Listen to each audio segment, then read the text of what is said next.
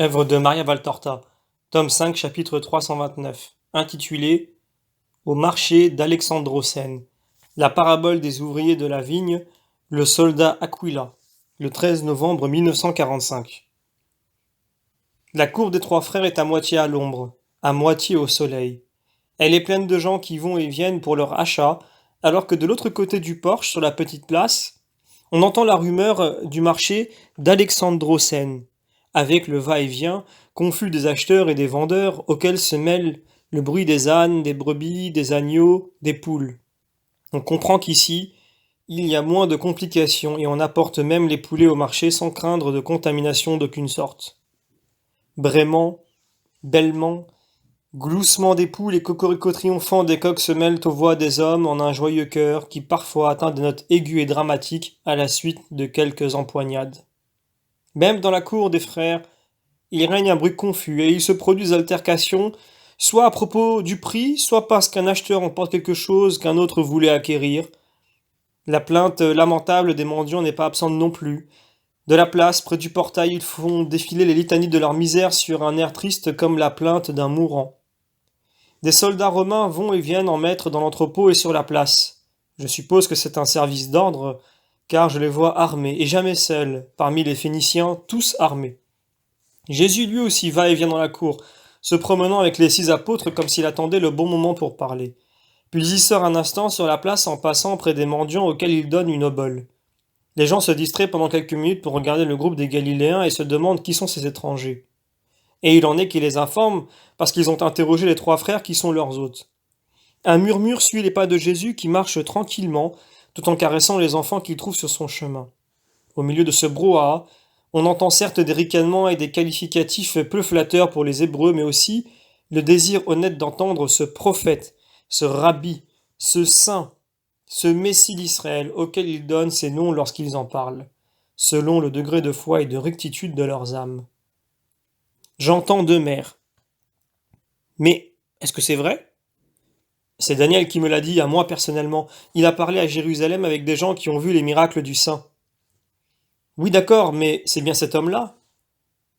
Alors Daniel m'a dit que ce ne peut être que lui, à cause de ce qu'il dit. Dans ce cas, qu'en penses-tu? Est-ce qu'il me fera grâce même si je ne suis que prosélyte? Je suppose que oui. Essaie. Il ne reviendra peut-être plus chez nous. Essaie, il ne te fera sûrement pas de mal.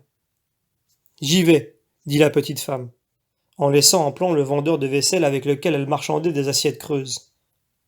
Le vendeur qui a entendu la conversation des deux femmes, déçu, irrité à cause de la bonne affaire qui s'en va en fumée, s'en prend à la femme qui est restée et la couvre d'injures telles que prosélyte maudite, sang d'hébreu, femme vendue, etc. J'entends deux hommes graves et barbus.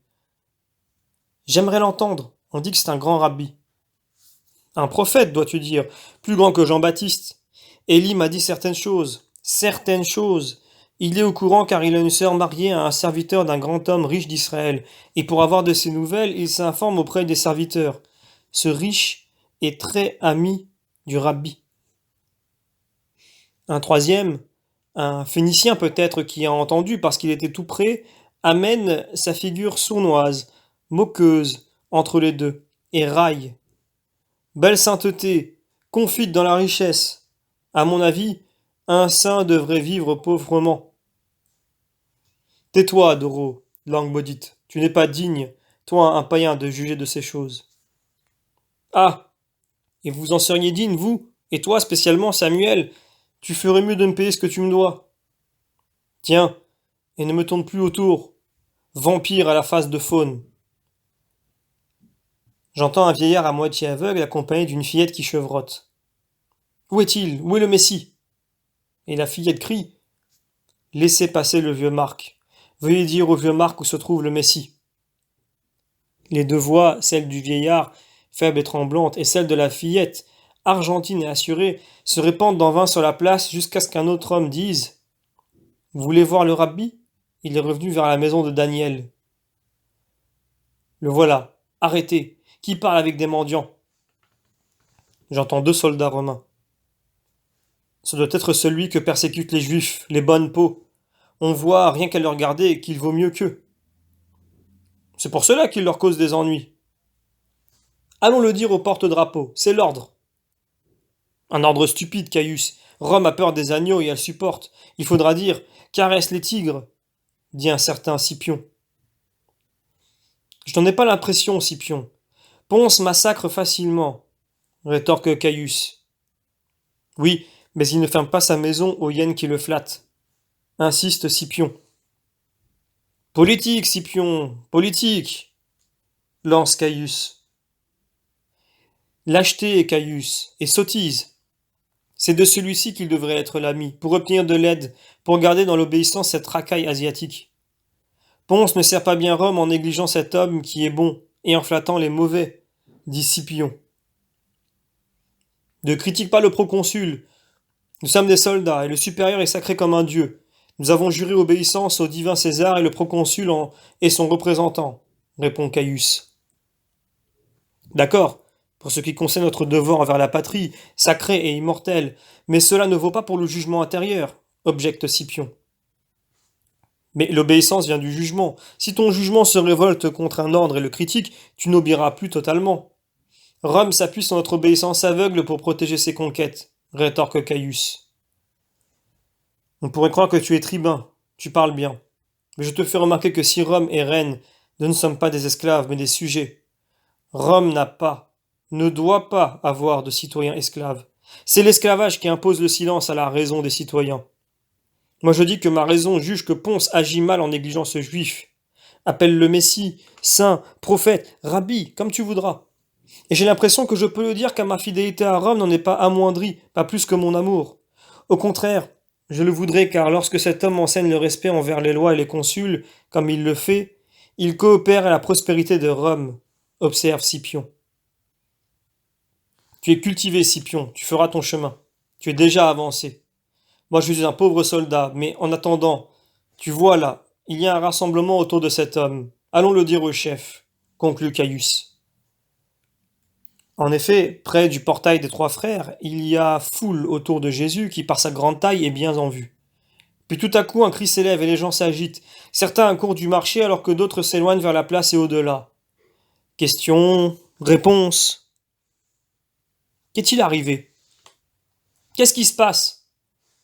L'homme d'Israël a guéri le vieux Marc. Le voile de ses yeux a disparu.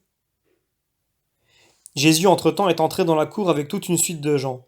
En arrière, se traînant péniblement, il y a là des mendiants, un boiteux qui se traîne avec les mains plutôt qu'avec les jambes. Mais si ses jambes sont tordues et sans force, car sans l'aide de béquilles il ne saurait avancer, sa voix est bien robuste. On dirait une sirène qui déchire l'atmosphère ensoleillée du matin. Saint, Saint, Messie, Rabbi, pitié pour moi. Il ne cesse de crier à perdre haleine. 2 ou 3 personnes se retournent. Garde ton souffle. Marc est hébreu, pas toi. Il accorde des grâces aux vrais Israélites, pas aux fils de chiens. Ma mère était juive. Et Dieu l'a frappée en te donnant à elle, espèce de monstre, à cause de son péché. Va-t'en, fils de louve, retourne à ta place, être pétri de boue. L'homme s'adosse au mur, humilié, effrayé par la menace des poings tendus. Jésus s'arrête, se retourne, regarde et ordonne. Homme, viens ici. L'infirme le regarde ceux qui le menacent et il n'ose avancer. Jésus fend alors la petite foule et s'approche de lui. Il le prend par la main, ou plutôt, il lui pose la main sur l'épaule et dit « N'aie pas peur, viens avec moi. » En regardant les gens cruels, il déclare l'air sévère. Dieu appartient à tous ceux qui le cherchent et sont miséricordieux. Les gens comprennent l'allusion et ce sont eux maintenant qui restent en arrière, ou plutôt qui s'arrêtent là où ils sont. Jésus se retourne, il les voit là, tout confus, prêts à s'en aller, et il leur dit « Non, venez vous aussi, cela vous fera du bien à tous. Cela redressera et fortifiera votre âme comme je redresse et fortifie cet homme parce qu'il a su avoir foi. Homme, je te le dis, sois guéri de ton infirmité. » Et il retire la main de l'épaule du boiteux après que celui-ci eut éprouvé une sorte de secousse. L'homme se dresse avec assurance sur ses jambes, jette ses vieilles béquilles et s'écrie. Il m'a guéri, louange au Dieu de ma mère. Puis il s'agenouille pour baiser le bord du vêtement de Jésus. L'agitation des gens qui veulent voir ou qui, ayant vu, font des commentaires est à son comble. Dans le fond du porche qui mène de la place à la cour, les cris de la foule résonnent fortement et se répercutent contre les murs du camp. Les troupes doivent craindre qu'une rixe ait eu lieu. Cela doit se produire facilement à ces endroits où il y a tant d'opposition de race et de religion.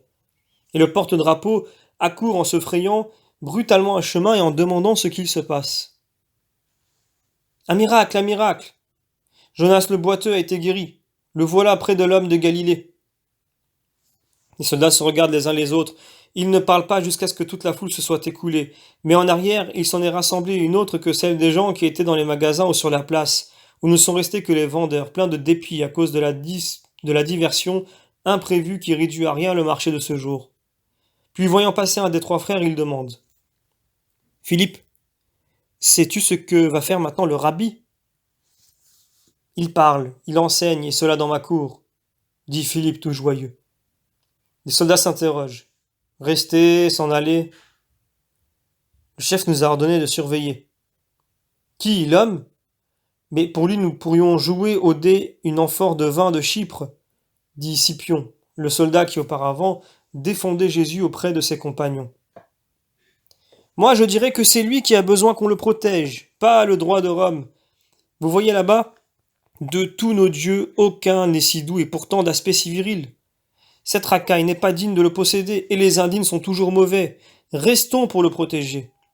À l'occasion, nous le tirerons d'affaire et nous caresserons les épaules de ces galériens, ajoute un autre avec un mélange de moquerie et d'admiration. Tu parles bien, Pudence. D'ailleurs, Attius va encore appeler Procore, le chef. Il rêve toujours de complot contre Rome et d'avancement pour lui, pour récompenser son activité toujours en éveil pour le salut du divin César et de la déesse Rome, mère et maîtresse du monde. Il pourra se persuader qu'il n'acquérera ici ni brassard ni couronne. Un jeune soldat part en courant et revient de même. Procore ne vient pas, il envoie le triaire Aquila. Bien, bien. Mieux vaut lui que Cecilius Maximus lui-même.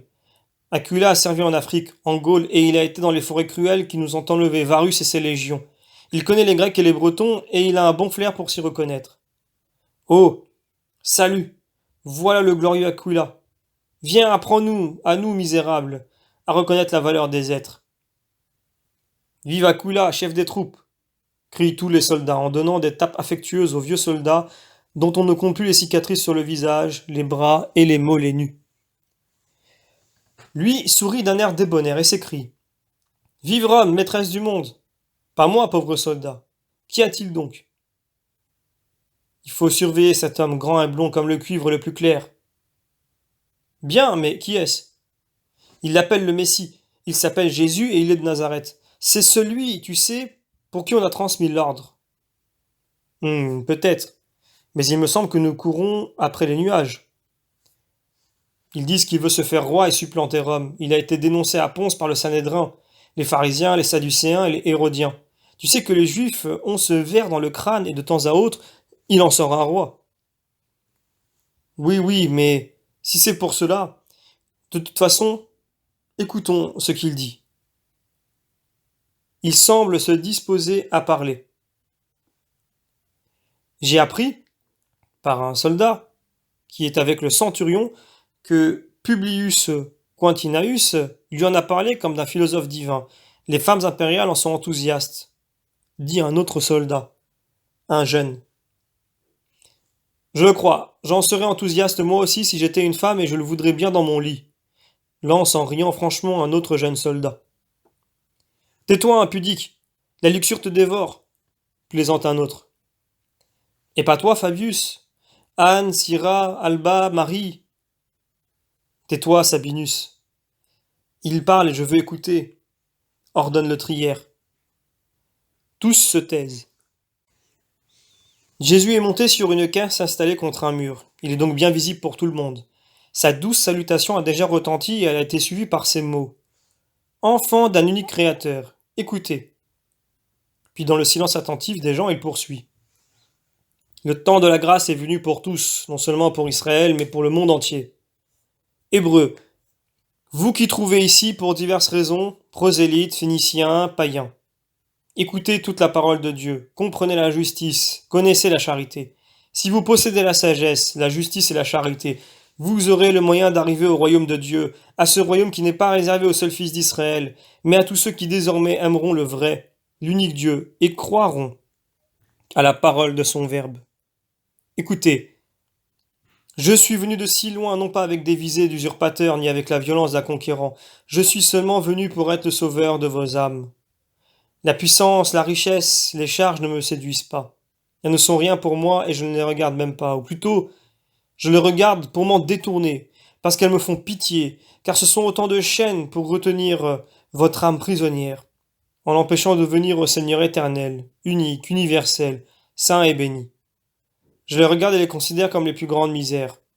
Et je cherche à guérir les hommes de leur fascinante et cruelle tromperie, qui séduisent les êtres humains, pour qu'ils puissent s'en servir avec justice et sainteté, non comme des armes cruelles qui blessent et tuent l'homme, et toujours, pour commencer, l'âme de ceux qui ne savent pas s'en servir saintement. Mais en vérité, je vous dis que pour moi, il est plus facile de guérir un corps difforme qu'une âme difforme. Il est plus facile de donner la lumière à des pupilles éteintes, la santé à un corps qui meurt, que de donner la lumière aux esprits et la santé aux âmes malades. Pourquoi cela? Parce que l'homme a perdu de vue le but véritable de sa vie et se laisse absorber par ce qui est transitoire. L'homme ne sait pas faire le bien ou ne s'en souvient pas. Ou s'il s'en souvient, il ne veut pas obéir à cette sainte injonction du Seigneur. Je parle aussi pour les païens qui m'écoutent. Car le bien existe à Rome comme à Athènes, en Gaule comme en Afrique. En effet, la loi morale existe sous tous les cieux, dans toutes les religions, dans tout cœur droit. Et les religions, depuis celle de Dieu jusqu'à celle de la morale particulière, disent que ce qu'il y a de meilleur en nous survit et que le sort de chacun sera fixé de l'autre côté selon la façon dont il se sera comporté. Le Fils de l'homme est donc la conquête de la paix dans l'autre vie, non pas la ripaille, l'usure, la domination, le plaisir ici-bas, pour un temps limité, qu'il faut payer pendant l'éternité par des tourments très durs. Eh bien, l'homme ignore ou ne se rappelle pas, ou ne veut pas se rappeler cette vérité. S'il ne la connaît pas, il est moins coupable. S'il l'a oubliée, il a certaine culpabilité, car il faut garder la vérité allumée comme un saint flambeau dans les âmes et dans les cœurs. Mais s'il ne veut pas s'en souvenir et que, quand elle flambe, il ferme les yeux pour ne pas la voir, en la haïssant comme la voix d'un orateur pédant, alors sa faute est grave, très grave. Et pourtant, Dieu la lui pardonne. Si l'âme répudie sa mauvaise façon d'agir et se propose de poursuivre pour le reste de sa vie la vraie fin de l'homme qui est de conquérir la paix éternelle dans le royaume du vrai Dieu. Avez-vous jusqu'à maintenant suivi une mauvaise route? Si vous êtes avili, pensez-vous qu'il soit trop tard pour prendre le bon chemin? Est-ce que, désolé, vous dites, je ne savais rien de tout cela, et maintenant je suis ignorant et je ne sais pas m'y prendre? Non. Ne pensez pas qu'il en est comme des choses matérielles et qu'il faut beaucoup de temps et de peine pour rectifier ce qui a déjà été fait, mais avec sainteté. La bonté de l'Éternel, le vrai Seigneur Dieu, est telle qu'il ne vous fait certainement pas parcourir de nouveau à rebours le chemin déjà parcouru pour vous ramener au carrefour où vous vous êtes trompé et avez quitté le bon sentier pour le mauvais. Elle est si grande que dès l'instant où vous dites je veux appartenir à la vérité, c'est-à-dire à Dieu parce que Dieu est vérité, lui, par un miracle tout spirituel, répand en vous la sagesse par laquelle, d'ignorant, vous devenez possesseur de la science surnaturelle, comme ceux qui la possèdent depuis des années. Être sage, c'est vouloir Dieu, aimer Dieu, cultiver son esprit, tendre au royaume de Dieu en répudiant tout ce qui est cher, monde et Satan. La sagesse, c'est l'obéissance à la loi de Dieu, qui est loi de charité, de continence, d'honnêteté. Être sage, c'est aimer Dieu de tout son être, aimer son prochain comme soi-même. Ce sont les deux éléments indispensables pour être sage de la sagesse de Dieu. Et notre prochain n'est pas seulement ceux de notre sang, de notre race et de notre religion, mais tous les hommes, riches ou pauvres, sages ou ignorants, juifs, prosélytes, phéniciens, grecs, romains. Jésus est interrompu par des cris menaçants de certains forcenés. Il les regarde et reprend. Oui, c'est cela, l'amour. Je ne suis pas un maître servile, je dis la vérité, car c'est ce que je dois faire pour semer en vous ce qui est nécessaire pour la vie éternelle. Que cela vous plaise ou non, je dois vous le dire pour faire mon devoir de rédempteur. À vous d'accomplir le vôtre d'hommes qui ont besoin de rédemption. Aimez donc votre prochain, tout votre prochain, d'un saint amour. Non pas d'un louche concubinage d'intérêt pour lequel est anathème le romain, le phénicien, le prosélyte ou vice-versa, tant que ne se mêle pas la sensualité ou l'argent, alors que s'il y a soif de sensualité ou intérêt d'argent, les anathèmes disparaissent. La foule gronde de nouveau, alors que les Romains de leur place de l'atrium s'écrient: Par Jupiter, cet homme parle bien. Jésus laisse la rumeur se calmer et reprend. Aimons le prochain, comme nous voudrions être aimés, car cela ne fait pas plaisir d'être maltraité, soumis à des vexations, volé, opprimé, calomnié, insulté. Les autres ont la même susceptibilité nationale ou personnelle. Nous ne faisons donc pas mutuellement le mal que nous ne voudrions pas qu'on nous fasse. Être sage, c'est obéir aux 10 commandements de Dieu. Je suis le Seigneur ton Dieu. N'aie pas d'autre Dieu que moi. N'aie pas d'idole. Ne leur rends pas de culte. N'invoque pas le nom de Dieu en vain. C'est le nom du Seigneur ton Dieu, et Dieu punira celui qui le galvaude sans raison, ou pour des imprécations, ou encore pour valider un péché. Souviens-toi de sanctifier les fêtes. Le Shabbat est sacré pour le Seigneur qui s'y est reposé de la création et l'a béni et sanctifié. Honore ton père et ta mère, afin de vivre en paix longuement, sur la terre et éternellement au ciel. Ne tue pas, ne commets pas d'adultère, ne vole pas, ne parle pas foncement contre ton prochain, ne convoite pas la maison, la femme, le serviteur, la servante, le bœuf, l'âne de ton prochain, ni qui que ce soit d'autre qui lui appartient. Cela, c'est la sagesse. Celui qui agit ainsi est sage, et il conquiert la vie et le royaume sans fin. Donc à partir d'aujourd'hui, proposez-vous de vivre selon la sagesse en la faisant passer avant les pauvres jouissances de la terre. Que dites-vous? Parlez. Vous dites qu'il est tard? Non. Écoutez une parabole. Un maître sortit au point du jour pour engager des travailleurs pour sa vigne, et il convint avec eux d'un denier pour la journée. Il sortit de nouveau à l'heure de tierce, et réfléchissant que les travailleurs engagés étaient peu nombreux, voyant d'autre part sur la place des travailleurs désœuvrés qui attendent qu'on les embauche, il les prit et leur dit: Allez à ma vigne, et je vous donnerai ce que j'ai promis aux autres. Et ils y allèrent. Il sortit à Sexte et à None, et il en vit d'autres encore. Il leur dit: Voulez-vous travailler dans mon domaine? Je donne un denier par jour à mes ouvriers. Ces derniers acceptèrent et ils y allèrent. Il sortit enfin vers la 11e heure, et il en vit d'autres qui paraissent au coucher du soleil. Que faites-vous, ainsi oisifs? N'avez-vous pas honte de rester à ne rien faire toute la journée? Leur demanda-t-il. Personne ne nous a engagés. Nous aurions bien voulu travailler et gagner notre nourriture, mais personne n'a eu besoin de nous. Eh bien, moi je vous embauche pour ma vigne. Allez-y, et vous aurez le même salaire que les autres. Il parla ainsi car c'était un bon maître et il avait pitié de l'humiliation de son prochain. Le soir venu, les travaux terminés, l'homme appela son intendant et lui dit: Appelle les travailleurs et paie-le leur salaire selon ce que j'ai fixé, en commençant par les derniers qui sont les plus nécessiteux, puisqu'ils n'ont pas eu pendant la journée la nourriture que les autres ont reçue une fois ou plusieurs fois, et qui, par reconnaissance pour ma pitié, ont travaillé plus que tous. Je les ai observés. Renvoie-les pour qu'ils aillent prendre le repos qu'ils ont bien mérité et jouir avec leur famille du fruit de leur travail. Et l'intendant fit ce que le maître ordonnait en donnant à chacun un denier. Vinrent en dernier ceux qui travaillent depuis la première heure du jour. Ils furent étonnés de ne recevoir eux aussi qu'un seul denier. Et ils se plaignirent entre eux et à l'intendant qui leur dit: C'est l'ordre que j'ai reçu, allez vous plaindre au maître et pas à moi. Ils y allèrent et dirent: Tu n'es pas juste. Nous avons travaillé 12 heures, d'abord à la rosée puis au soleil ardent, enfin de nouveau dans l'humidité du soir, et tu nous as donné le même salaire qu'à ces paresseux qui n'ont travaillé qu'1 heure. Pourquoi cela? L'un d'eux, surtout, élevait la voix en se détachant, trahi et indignement exploité. Mon ami, en quoi t'ai-je fait tort? De quoi ai-je convenu avec toi à l'aube? Une journée de travail continue pour un denier de salaire, n'est-ce pas vrai? C'est vrai, mais tu as donné la même chose à ceux qui ont si peu travaillé. N'as-tu pas accepté ce salaire qui te paraissait convenable? Oui, j'ai accepté parce que les autres donnaient encore moins. T'ai-je maltraité? Non, en toute conscience, non. Je t'ai accordé un long repos pendant le jour, ainsi que de la nourriture, n'est-ce pas? Je t'ai donné 3 repas. Or la nourriture et le repos n'étaient pas dans le contrat, n'est-ce pas? Non, ils n'y étaient pas. Dans ce cas, pourquoi donc les as-tu acceptés?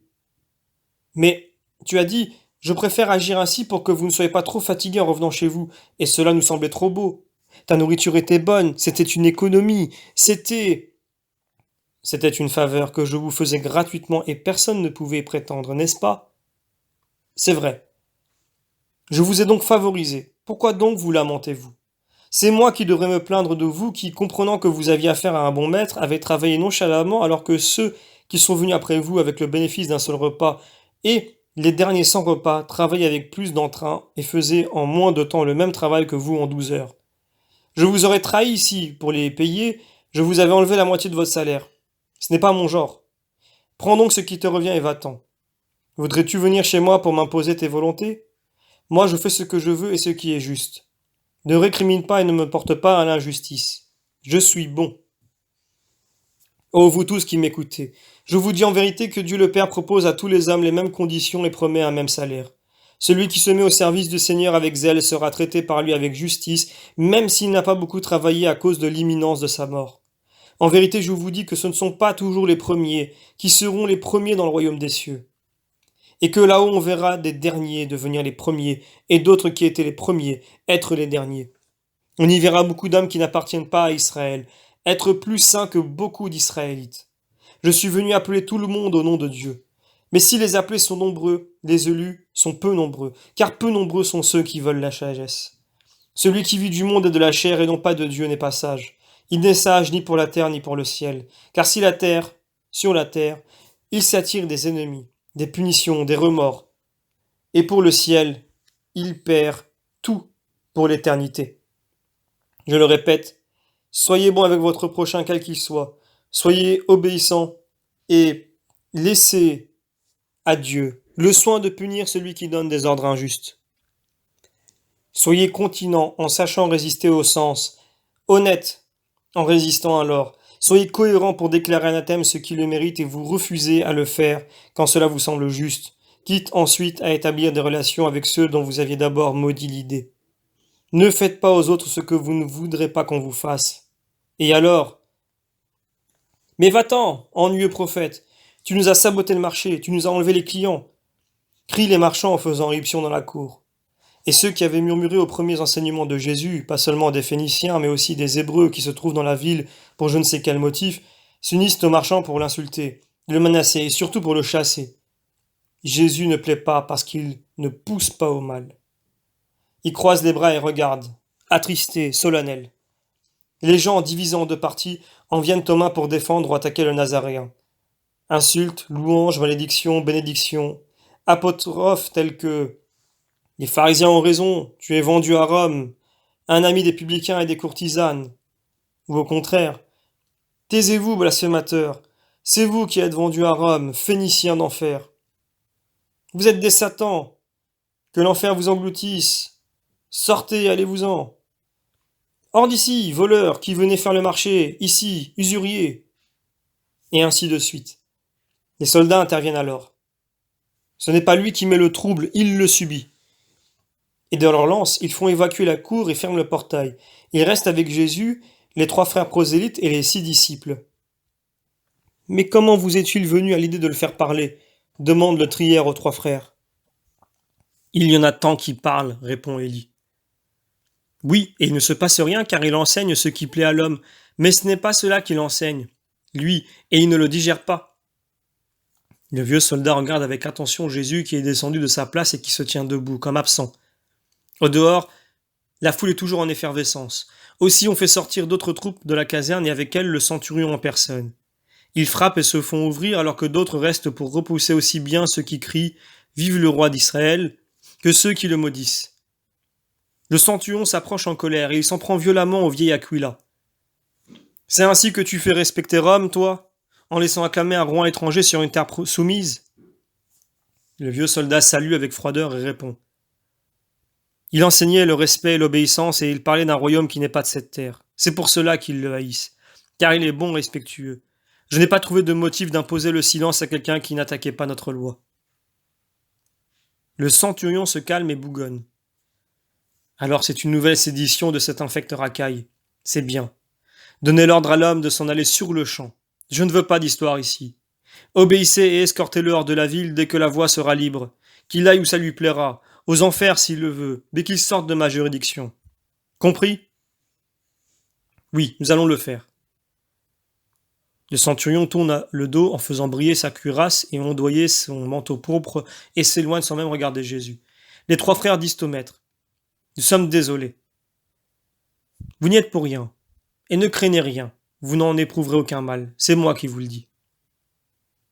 Les trois hommes changent de couleur. Philippe dit: Comment connais-tu notre peur? Et Jésus sourit doucement, un rayon de soleil sur son visage attristé. Je sais ce qu'il y a dans les cœurs et je connais l'avenir. Les soldats, en attendant, se sont mis au soleil. Ils lorgnent, commentent. Comment donc pourrait-il nous aimer, s'il le déteste, lui qui ne les opprime pas? Et qui fait des miracles, devrais-tu dire. Par Hercule, quel est celui de nous qui est allé prévenir qu'il y avait un suspect? C'est Caius, celui qui fait du zèle. En entendant, nous avons manqué la soupe et je prévois que je vais perdre les baisers d'une jeune fille. Ah! Épicurien, où est ta belle? Ce n'est sûrement pas à toi que je vais le dire, l'ami. Elle est derrière le potier du côté des fondations, je le sais. Je t'ai vu il y a quelques soirs, dit un autre. Le trière, comme s'il se promenait, va vers Jésus et tourne autour de lui. Il le regarde longuement, il ne sait que dire. Jésus lui sourit pour l'encourager. L'homme ne sait que faire, mais il s'approche un peu plus. Jésus pointe du doigt les cicatrices du vétéran. Toutes des blessures? Tu es un brave et fidèle. Alors? Le vieux soldat rougit à ce compliment. Tu as beaucoup souffert pour l'amour de ta patrie et de ton empereur. Ne voudrais-tu pas souffrir un peu pour une plus grande patrie, le ciel? Pour un empereur éternel, Dieu? Le soldat hoche la tête. Je suis un pauvre païen, mais il n'est pas dit que je n'arrive pas, moi aussi, à la 11e heure. Mais qui va m'instruire, tu vois? Ils te chassent, et ce sont là des plaies qui font mal, pas comme les miennes. Moi au moins je les ai rendues aux ennemis. Mais toi, que fais-tu à ceux qui te blessent? Je pardonne, soldat. Je leur offre pardon et amour. C'est moi qui ai raison. Le soupçon qu'ils font peser sur toi est stupide. Adieu, Galiléen. Adieu, Romains. Jésus reste seul jusqu'à ce que les frères et les disciples reviennent avec des vivres. Les frères en offrent aux soldats tandis que les disciples en offrent à Jésus. Ils prennent leur repas sans appétit, au soleil, pendant que les soldats mangent et boivent joyeusement. Puis un soldat sort pour regarder la place silencieuse. Nous pouvons y aller, crie-t-il. Ils sont tous partis. Il n'y a plus que les patrouilles. Jésus se lève docilement, bénit et réconforte les trois frères auxquels il donne rendez-vous pour la Pâque et Gethsémani. Et il sort encadré par les soldats, ses disciples humiliés derrière lui, et ils suivent la route vide jusqu'à la campagne. Salut, Galiléen, dit le trière. Adieu, Aquila. Je t'en prie, ne faites pas de mal à Daniel, Élie et Philippe. C'est moi seul le coupable. Dis-le au centurion. Je ne vais rien dire. À cette heure, il ne s'en souvient même plus et les trois frères nous fournissent un bon ravitaillement, spécialement de ce vin de Chypre que le centurion aime plus que la vie. Sois tranquille. Adieu. Ils se séparent. Les soldats repassent les portes. Jésus et ses apôtres se dirigent vers l'est, dans la campagne silencieuse. Fin du chapitre.